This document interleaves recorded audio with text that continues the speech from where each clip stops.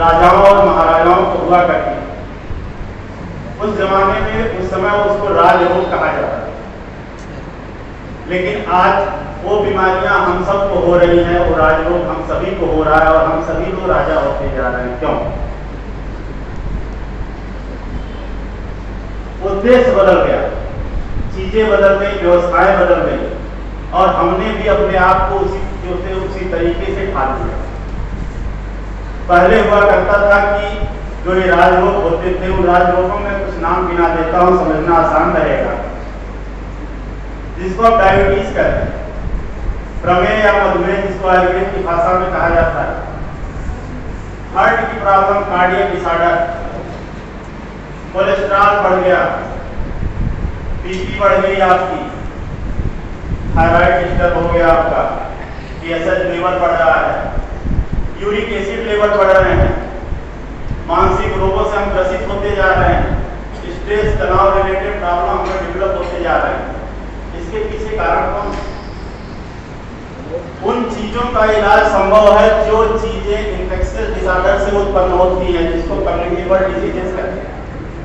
WHO ने कहा कि कम्युनिकेबल डिजीजेस जो हैं उनका इलाज संभव है, क्योंकि हमें पता है कि किस लिए होते हैं, क्यों हो रहा है, वायरल है, बैक्टीरियल है, फंगल है, किस वजह से।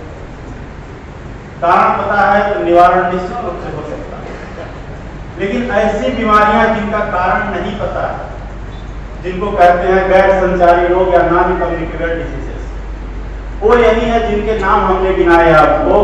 प्रमेह, डायबिटीज जो है, कार्डियक प्रॉब्लम्स हैं, या आपके मानसिक रोग जो हो रहे हैं, कोलेस्ट्रॉल डिस्टर्ब हो रहा है, मोटापा हो रहा है, ये सारी चीजें नॉन कम्युनिकेबल डिजीजेज हैं। ये क्यों नहीं ठीक हो रहे हैं? क्योंकि इनके पीछे कारण कोई और नहीं, हम आप सभी लोग। ये बीमारियां अपने द्वारा ही उत्पन्न हो रही हैं। अगर बीमारियों को हम उत्पन्न करते हैं तो निश्चित रूप से इलाज हमारे आपके पास ही, इसका इलाज कहीं नहीं मिलेगा। डॉक्टर, चिकित्सा व्यवस्थाएं सभी लोग केवल आपके पैरामीटर को बैलेंस करने का प्रयास करेंगे, दवाइयां नहीं बंद हो पाएंगी। ये दवाइयां बंद इसीलिए नहीं हो पा रही है, बीमारियों को उत्पन्न हम सभी ने किया। क्यों ये बीमारियां उत्पन्न होती हैं? कारण आप देखेंगे तो कारण आपके शास्त्र में बिल्कुल स्पष्ट है। मोटापे का कारण देख लीजिए, आप सभी लोग समझ जाएंगे। अव्यायाम दिवस श्लेष्मल आहार से बिना मधुर अन्न परायस से हम व्यायाम नहीं करते, एक्सरसाइज नहीं करते, सेडेंटरी लाइफ स्टाइल जीते हैं, तो निश्चित रूप से मोटापा बढ़ेगा, कोलेस्ट्रॉल बढ़ेगा। मधुर आहार विहार, हाई कैलोरी डाइट अगर हम सेवन करते हैं तो निश्चित रूप से आपका कोलेस्ट्रॉल डिस्टर्ब होगा, क्योंकि आपका इनपुट ज्यादा है, आउटपुट कम है, वर्क डन बिल्कुल जीरो। इसी तरह अगर हम अन्य बीमारियों को भी देखें, प्रमेह के लिए भी कहा गया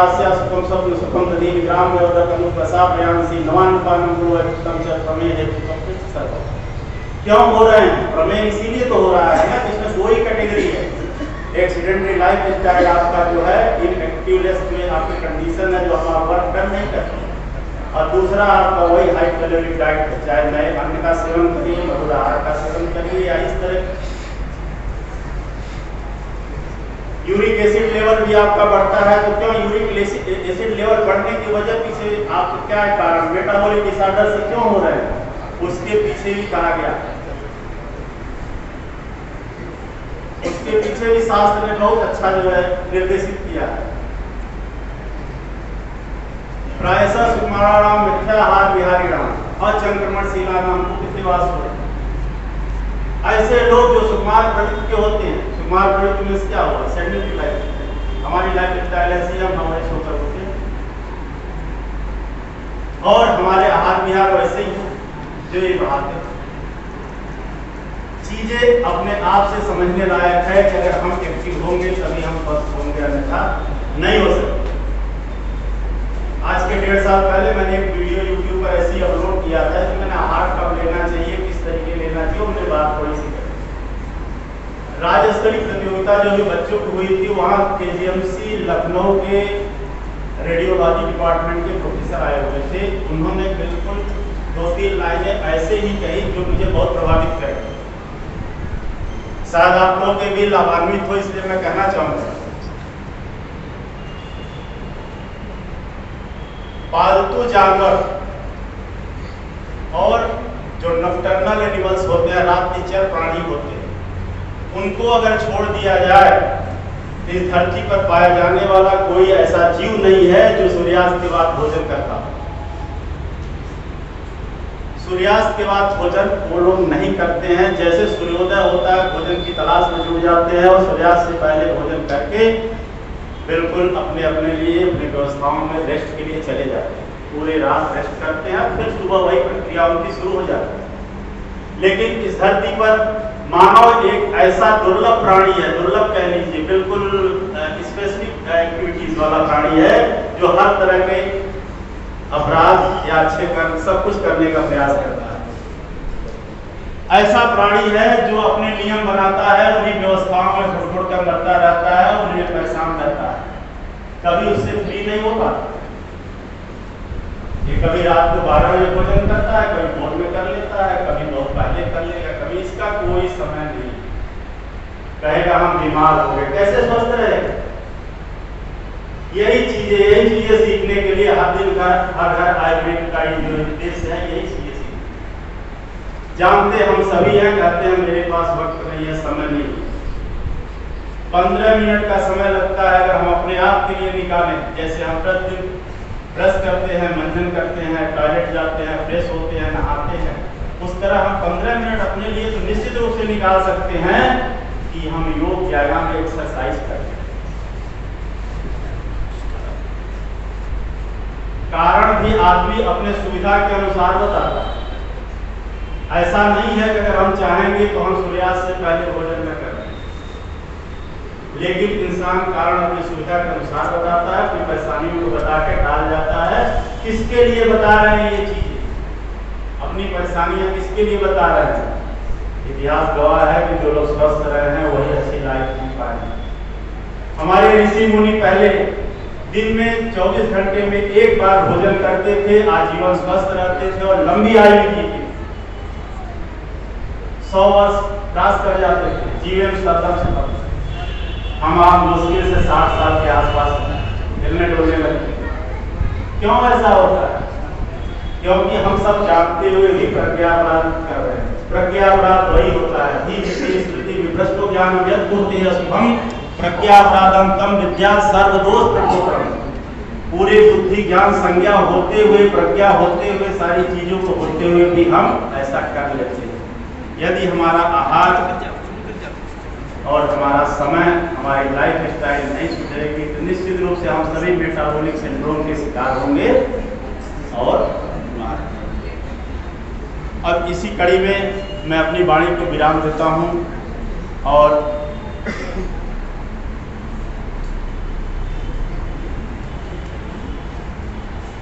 अगले वक्तागण की कड़ी में मैं बुलाना चाहूँगा अपने मित्र डॉक्टर हेमंत सिंह। डॉक्टर हेमंत सिंह जो बहुत अच्छे चिकित्सक हैं, फिजिशियन हैं, फार्मेसी का नॉलेज, आयुर्वेद के क्षेत्र में इनके पास बहुत ही अच्छा अनुभव, चीज़ों को समझते हैं और किस तरीके की चीज़ को बनाना है, आपके पास बहुत अच्छा ज्ञान है। मैं चाहूँगा कि अपने विचार करें। धन्यवाद डॉक्टर राजेश मौर्य। यहाँ पे उपस्थित मुख्य अतिथि KR सिंह सर, विशेष अतिथि जम्मू साहब, जेएचओ साहब, प्रिंसिपल साहब, SK राय और हमारे अध्यक्ष श्रीमान क्षेत्रीय आयुर्वेद विभागीय अधिकारी डॉक्टर शारदा प्रसाद और यहाँ पे उपस्थित सभी चिकित्सक, फार्मासिस्ट और कर्मचारीगण। मैं अभी जो सप्तम आयुर्वेद दिवस मनाया जा रहा है, 1 महीने का जो हम लोगों ने प्रोग्राम किया है, हम लोग जहाँ जहाँ गए वहाँ पे हमें देखने को मिला है कि लोग इसके प्रति बहुत जानना चाहते हैं कि आयुर्वेद है क्या। अभी तक आयुर्वेद सिर्फ एक टैबलेट को जानते थे, चूरन को जानते थे, चटनी को जानते थे, लेकिन उनका भ्रम था जब हमको बताया कि आयुर्वेद एक चिकित्सा नहीं, जीवन शैली है जो हमारे पुरानों से लोग रहते थे, जैसे रहते थे, जिस हिसाब से लाइफ स्टाइल को यूज करते थे उस तरीके से जीते थे और सतायु रहते थे। आयुर्वेद में एक श्लोक है, स्वस्थ व्यक्ति किसको कहते हैं? स्वस्थ व्यक्ति के लिए कहा जाता है सम दोषा समाकृष्ट सम धातु मलक क्रिया प्रसन्न आत्मा, इसलिए स्वस्थ है, यानी जिसके दोष, धातु और मलमूल सब स्वस्थ हों। यानी एक चीज के स्वस्थ के लिए हम सिर्फ इसके लिए नहीं कि हम हेल्दी दिख रहे हैं, हमें फीवर नहीं है या कुछ नहीं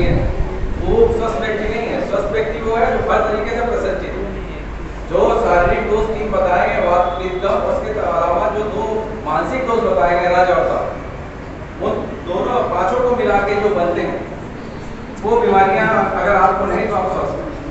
मुझे नहीं लगता कि इस समय के काल में कोई भी स्वस्थ है जो इस परिभाषा को परिपूरित करता है। आयुर्वेद में जैसे कहा गया, दोष धातु मलमूलम ही शरीरम, दोष धातु और मलमूल। धातु जो होते हैं क्या होते हैं, धातु के बारे में हम कहते हैं ना, इम्यूनिटी वर्ड हम बहुत सुनते हैं, हर जगह आपको सुनने को मिलता है, हाँ ये खाइए इम्यूनिटी बढ़ जाएगा, ये खाइए इम्यूनिटी बढ़ जाएगा, लेकिन इम्यूनिटी है क्या? आयुर्वेद में जो धातुओं का पोषण है वही इम्यूनिटी कहलाता है। अगर आपकी धातुएं पोषित होती हैं अच्छे तरीके से, वो 7 धातुएं जो कही गई हैं, रसा लक्षण तत्व माता अस्थि मज्जा शुद्ध, लास्ट में जो शुद्ध होता है उससे हमारा बोझ बनता है, जो बोझ बनता है वही इम्यूनिटी कहलाता है। वो एक दिन में हम खा के इम्यूनिटी को मजबूत नहीं कर सकते। जैसे ही हमारे यहाँ एक सिद्धांत कहा जाता है केदारी कुलियाना, वो क्या है कि जैसे हम पानी रोकते हैं, खेतों में पानी रोकते हैं, तो उसमें क्या है कि पानी एक जगह जाता है, फिर दूसरी जगह जाता है, फिर तीसरी जगह, फिर जाता है चौथी जगह जाता है। इस प्रोसेस में 1 हफ्ते का टाइम लग जाता है, उससे ज़्यादा टाइम लग जाता है। हम सोचते हैं आज रात को हमने च्यवनप्राश खाया है, हमने कुछ भी खाया तो हमें तुरंत महसूस होता है, ऐसा नहीं होता। जब तक हमारे धातुओं का पोषण नहीं होगा तब तक हम कुछ कह नहीं सकते। इसी तरीके से मौसम का हमारे जीवन में बहुत असर पड़ता है। जैसे हम एक ही दिनचर्या की बात करते हैं, एक ही दिनचर्या 6 ऋतु में नहीं पालन कर सकते। हर ऋतु के हिसाब से अलग अलग दिनचर्या का पालन करेंगे तो हम स्वस्थ रहेंगे। आधार काल की जो ऋतुएं होती हैं, शिशिर बसंत ग्रीष्म होती है, उसमें हमारी दिनचर्या अलग रहती है। जो विसर्ग काल की ऋतुएं रहती है उसकी दिनचर्या अलग रहती है। अभी क्या है, लोगों ने क्या अपना लिया है कि हर सुबह उठ के गर्म पानी जरूर पीना चाहिए, ऐसा नहीं है। ऐसे कई लोग को लीवर की प्रॉब्लम आती है, और ऐसे ही आयुष बहुत अच्छी चीज है, लेकिन लोग क्या है उसको रेगुलर रूटीन में ले रहे हैं। यानी आप गर्मी के मौसम में उसको पिएंगे या कभी भी पिएंगे तो आपको फायदा नहीं करेगा। हर चीज का अपना टाइम के हिसाब से शेड्यूल है, उस टाइम आप लेंगे तो आपको फायदा करेगा। इसी तरीके से मैं अपने पारी को विराम देता हूँ।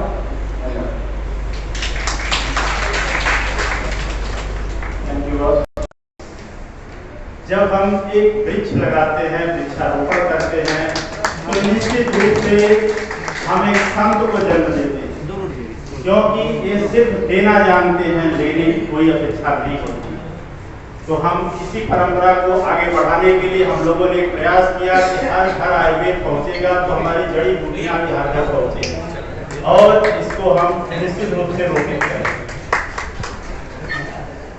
अब मैं अपने अध्यक्ष महोदय से अनुरोध करूंगा कि कार्यक्रम के समापन के लिए धन्यवाद ज्ञापन।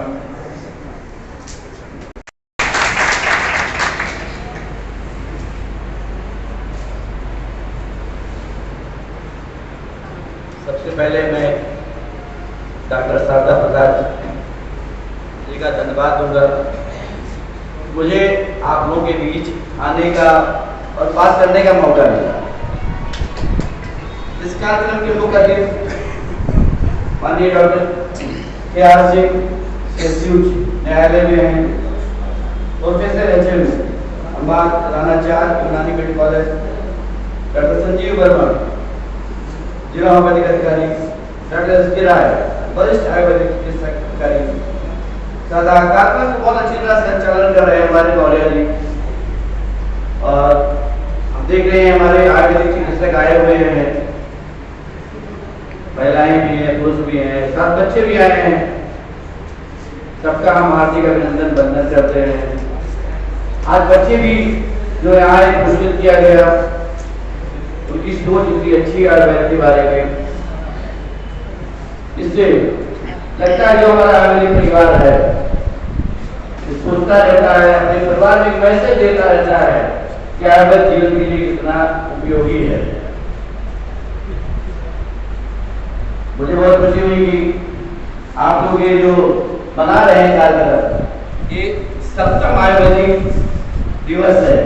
मुझे लगता है 60 साल पहले शुरू किया गया होगा, इससे पहले शायद आप लोग ना मनाते रहे होंगे, और 60 साल से आप मना रहे हैं।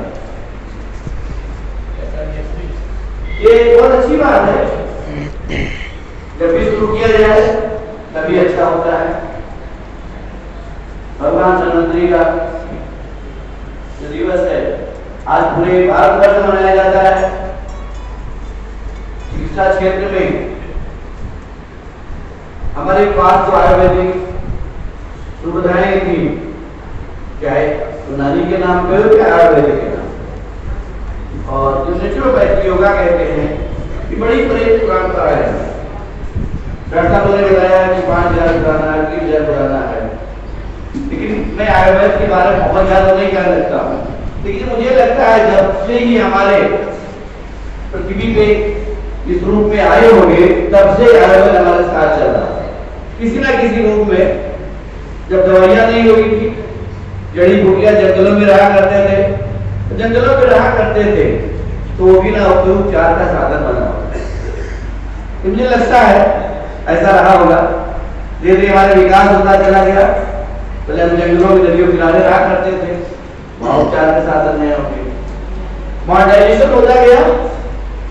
जिस तरह से पूरे विश्व का हुआ, हम लोग विकसित देश में गए, धीरे धीरे बढ़ते चले गए।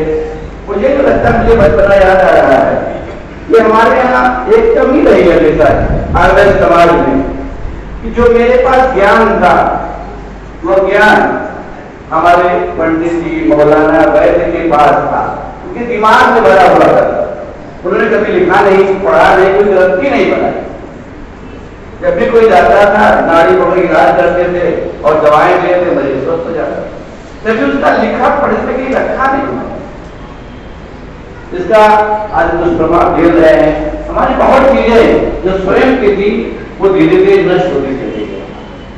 बहुत पुरानी नहीं, 40-50 साल पहले की बात करें, मुझे तो 62 साल हो रहे हैं। उस समय की जो कुछ हमारी परंपराएं थी धीरे धीरे वो भी नष्ट होती चली गई। हम लोगों ने क्या किया, और तेजी से एलोपैथ अपनाया। एलोपैथ अपनाने से फायदा वही हो गया, जैसे व्हाट्सएप इंटरनेट में बटन दवाई मैसेज पहुंच जाता है। एक टेबलेट खाया, 2 घंटे बाद काम करने निकल गए। आयुर्वेद होम्योपैथ क्या यूनानी क्या समय लगता है ठीक होने में, धीरे धीरे पद्धतियां खत्म हो गई। हर चीज की लिमिट होता है खत्म होने की। कोरोना आ गया, फिर से हमारी पद्धति वापस आ गई।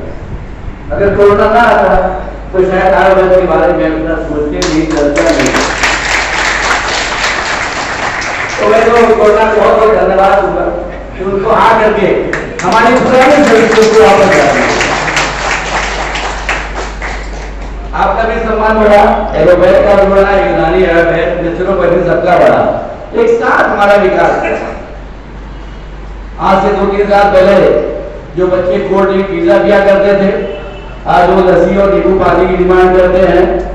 तो नो डाउट चेंज हुआ है, और इतना चेंज हो रहा है कि आप बीड़ी भी धीरे धीरे जो आपके फास्ट फूड है इसके से हटती जा रही है। डॉक्टर साहब ने कहा कि भुजा और चना मिल जाए और लैया मिल जाए, नो डाउट आज इसका प्रचलन तेजी से बढ़ रहा है।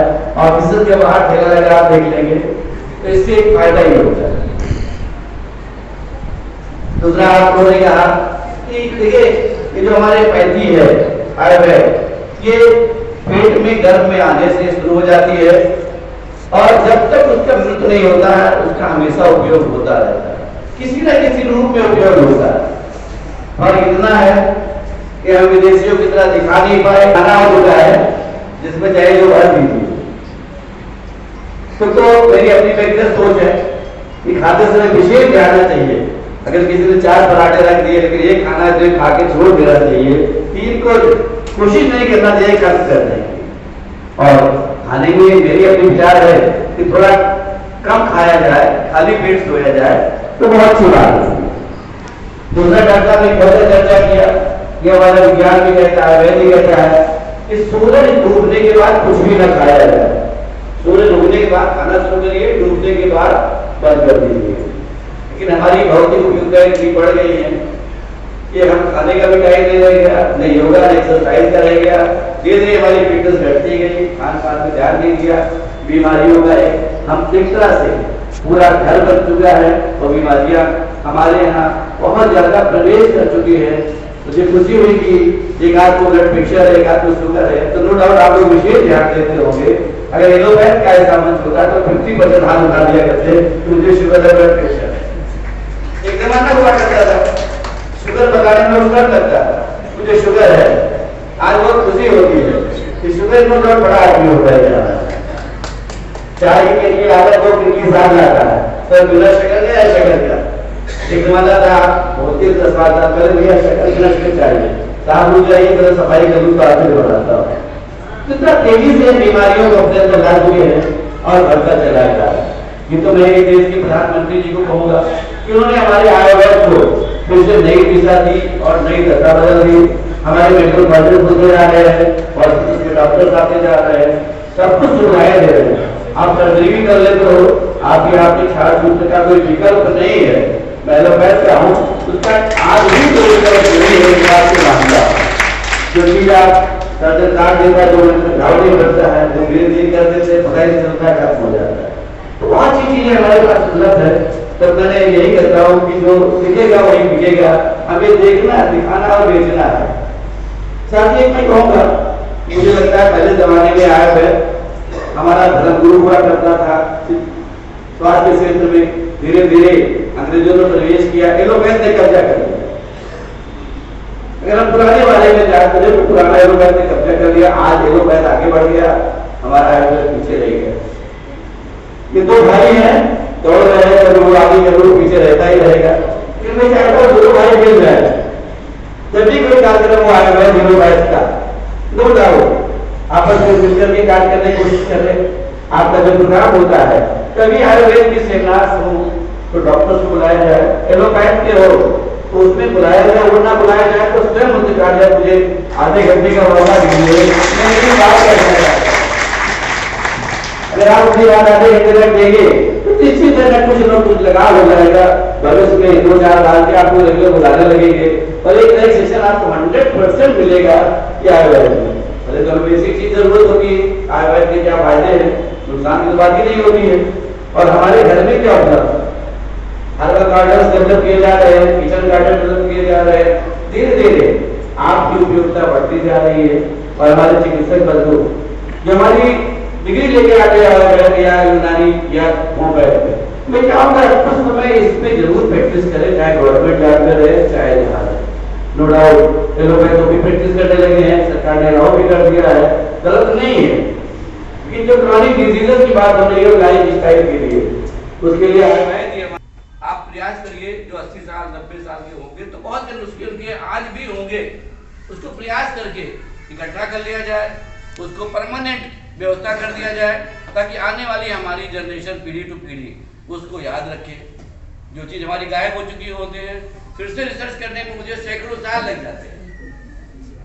हम ये सोचते हैं कि जब भगवान राम लंका से लौटे तो उनको पुष्पक विमान मिला था, आज वो पुष्पक विमान के लिए हमें बहुत मेहनत करना पड़ता है। रामचंद्र जी धनुष निकालते तो जो चाहता था वो भेज कर ही चला, आज हम उसी को कर रहे हैं। समय लग रहा है, नया करने में बहुत समय लगता है, कुछ अगर हमारे इतिहास उपलब्ध रहते हैं उनको करने में समय काफी बच जाता है और मानव हित के लिए बहुत फायदेमंद हो सकता है। तो आप लोग जो है जिस तरह से कर रहे हैं, कार्यक्रम बहुत अच्छा लगा मुझे, कार्यक्रम लेकर के चिकित्सक आए हैं, लेकिन अपनी उपयोगिता हर जगह सिद्ध करें। जब तक आयुर्वेद अपनी उपयोगिता सिद्ध नहीं करेगा कि आयुर्वेद के बिना हम नहीं रह सकते हैं, तब तक आयुर्वेद का भविष्य बहुत अच्छा नहीं होगा। और जो हमारे ग्रेजुएट आते हैं,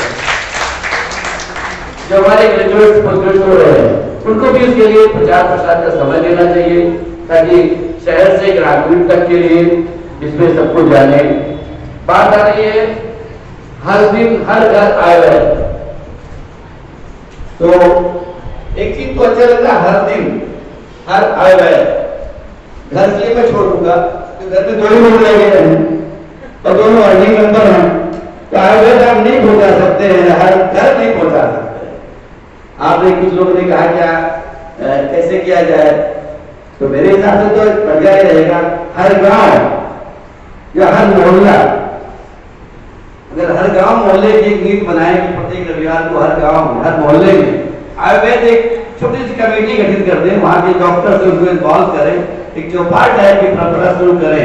बेसिक चीजें हमें बताने की जरूरत है, बहुत हाई फाई जरूरत नहीं है कि जो आपके घर में उपलब्ध है, अगल बगल उपलब्ध है, इससे प्राइमरी ट्रीटमेंट आप ले सकते हैं और इससे एक अच्छा मैसेज आएगा।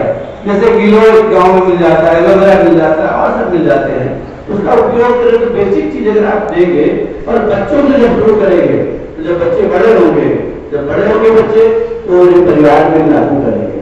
हमारी जो युवा पीढ़ी है उनकी जो परिवार की लोग आरोप के बाद बहुत ज्यादा ध्यान नहीं रखते हैं, कुछ परसेंटेज रहते हैं जो आगे से जुड़े हुए हैं, तो उसको हर घर पहुंच जाएगा। अगर हर मोहल्ले गाँव में शुरू कर दिया जाए, छोटे से क्लास हो, सबको बुलवाया जाए, पब्लिक मीटिंग किया जाए। अगर साल में 2-4 हमारे जो अधिकारी साहब है प्रोग्राम कर दे, लोग आए, हर तरह के लोग आए सुने, उसमें से धीरे पड़ेगा। फिर आने वाला समय 2-4 साल मेहनत करने के बाद हमारे आयुर्वेद की जो पूरी परंपरा से वापस आएगी और धीरे धीरे बिना साइड इफेक्ट की दवाएं हैं, बिना उसकी है, समय लगता है किस चीज में। लोग इंजेक्शन लगा करता आपको थोड़ा समय लगता है, लेकिन जो आपका समय लग जाता है वो लंबे समय तक रहता है, वो अच्छा लेता है। हमारा इंजेक्शन लगाया 4 घंटे बाद फिर दर्द शुरू हो जाता है। तो मैं चाहूँगा ये हम लोग रियाज प्रचार करें और साथ में भी कहूँगा कि अपने हक की लड़ाई लड़ते रहना चाहिए, किसी के ऊपर छोड़ना नहीं चाहिए। जितना आयुर्वेद, यूनानी, एलोपैथ, हमारी योगा, ये सब मिलकर हर जनपद में कार्य करें।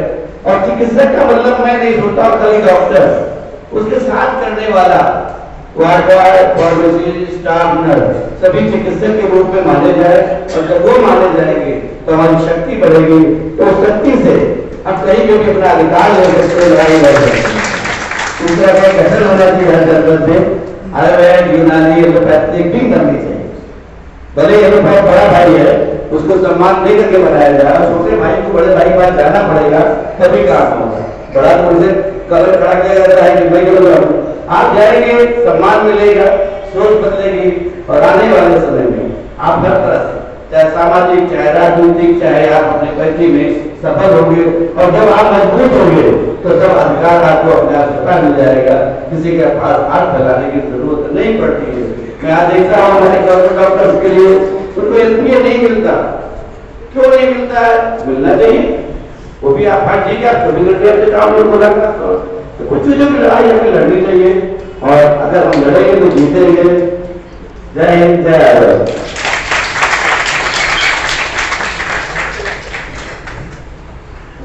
बहुत ही बढ़िया और बहुत ही अच्छा लगा।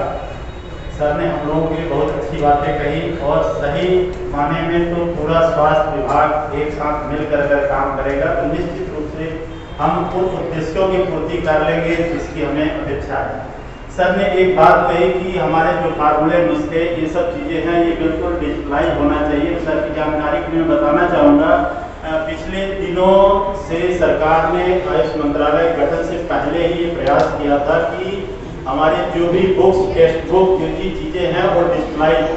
जब अमेरिका ने हल्दी, नीम को पेटेंट कराने का प्रयास किया था तो उस समय काफ़ी बातें आई सामने।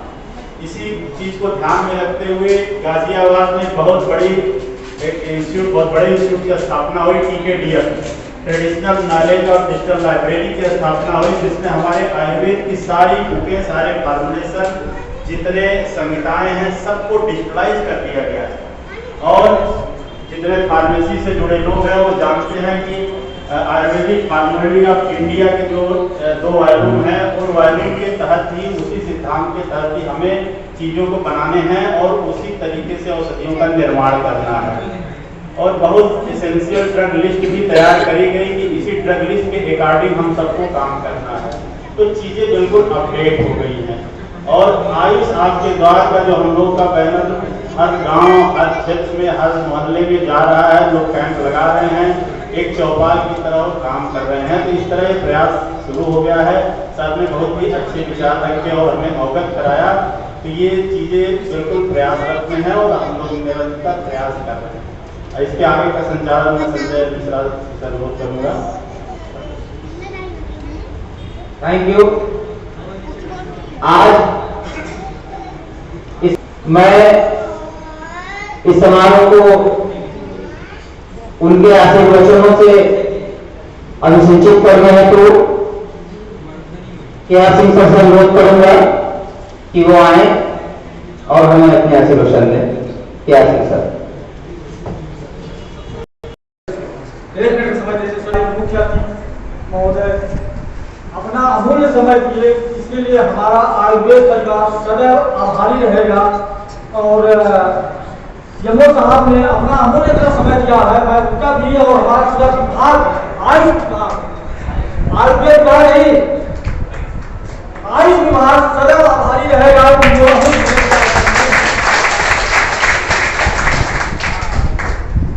जिला होम्योपैथी के अधिकारी यूनानी कॉलेज के प्राचार्य महोदय और डॉक्टर एस राय सर का मैं धन्यवाद नहीं दूंगा, इसलिए कि इन्हीं का कार्यक्रम है तो, लेकिन फिर भी इस समय अमूल्य समय दिया है, मैं सभी का बहुत बहुत आभारी हूँ।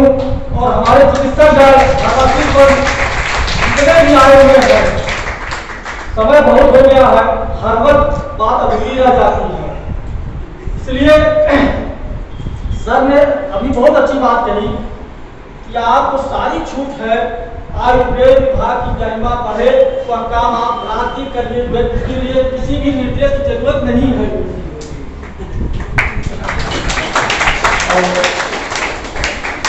बस सबसे बड़ी चिकित्सा आपकी जबान में है, कहीं भी रहिए मधुर पानी में बोलिए, आधी चिकित्सा वहीं पर हो जाए। सभी लोग जाता है, सभी लोग आयुर्वेद होम्योपैथी गाड़ी में जाता है, एलोपैथी जाता है, उसके बारे में कुछ नहीं कहूँगा, बस इतना कहूँगा कि लोग अपनी वाणी को नम्रता पूर्वक सभी से प्यार करें, सभी से बोले। बहुत बहुत धन्यवाद आपको।